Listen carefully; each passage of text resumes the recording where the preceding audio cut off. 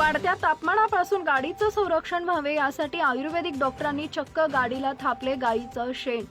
गायीचं शेण आणि गोमूत्र यांच्यामध्ये आयुर्वेदिक घटक मानले जातात। याचाच अभ्यास करून पंढरपूरच्या एका आयुर्वेदिक डॉक्टरानं चक्क गायीचं शेण आणि गोमूत्र आपल्या कारला थापलंय।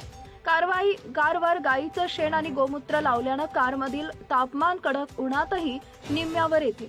परिणामी कारमध्ये थंडावा जाणवतो। या हेतून पंढरपूरच्या डॉक्टर रामहरी कदम या डॉक्टरांचा देशी मात्रा वैज्ञानिक सिद्धांतावरील जुगाड सध्या चर्चेत आहे।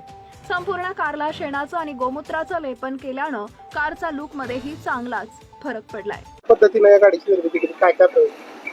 नमस्कार, मी डॉक्टर रामहरी कदम।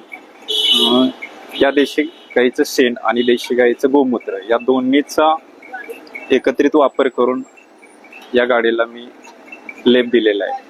मग हा का दिला तर एक शेणा म्हणजे गाडीचं तापमान जे आहे ते 50% कमी होतं याच्यामध्ये। दुसरी गोष्ट, रोज गाडी पुसावी लागत नाही आणि जो रोज जो कालावधी लागतोय साधारणतः 1 तास ते पाऊण तास, तो फक्त 5 मिनिटांमध्ये माझा काचा पुसला की काम होऊन जातं। आणि दुसरी गोष्ट की देशी गाईचा गोबर आणि गोमूत्राला आपल्या आयुर्वेदामध्ये ऋषींनी संज्ञा वापरले की गोबर वसते लक्ष्मी, गोमूत्र संजीवनी।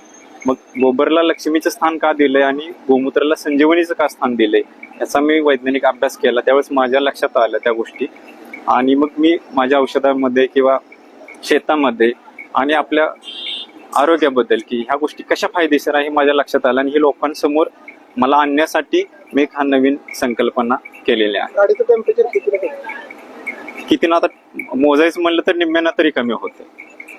गाडी कूल राहते? हा, गाडी एकदम थंड राहते। हे पाहिलंय तुम्ही, इथं एकदम तापणार चटका बसतो, इथं तसा चटका अजिबात बसत नाही। त्याच्यामुळे आतमध्ये पण थंडावा राहतो त्याच्यामध्ये। लोकनायक न्यूज